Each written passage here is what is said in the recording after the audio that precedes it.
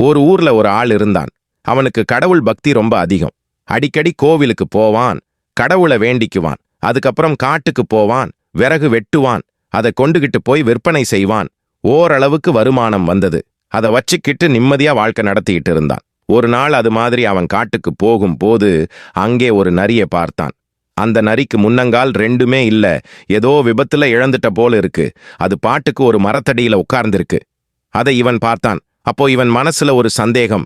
இந்த நரிக்கு ரெண்டு காலும் இல்ல. அப்படி இருக்கிறப்போ இது எப்படி வேட்டையாடி தன்னுடைய பசியை போக்கிக் கொள்ள முடியும் அப்படின்னு யோசிக்க ஆரம்பிச்சான். இப்படி யோசிச்சுக்கிட்டு இருக்கும்போதே அந்த பக்கமா ஒரு புலி வந்தது.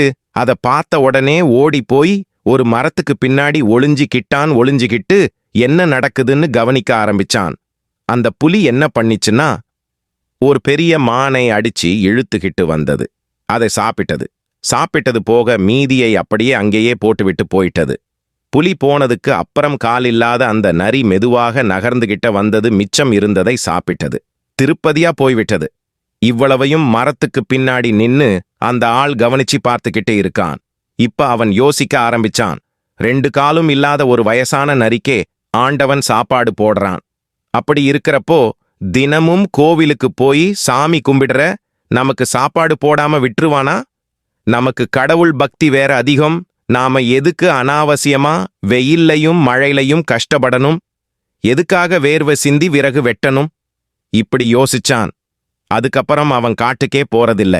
கோடலிய தூக்கி எறிஞ்சான். பேசாம ஒரு மூலையிலே உட்கார்ந்துட்டான். அப்பப்போ கோவிலுக்கு மட்டும் போயிட்டு வருவான். கடவுள் நம்மளை காப்பாத்துவார், அவர் நமக்கு வேண்டிய சாப்பாட்டை கொடுப்பார் அப்படின்னு நம்பினான்.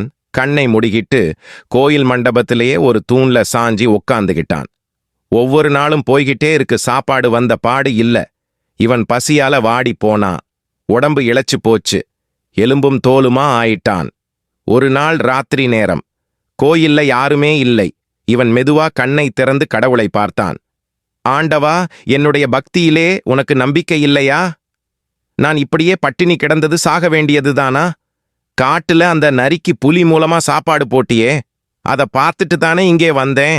என்னை இப்படி தவிக்க விட்டுட்டியே, இது நியாயமா என்று கேட்டான்.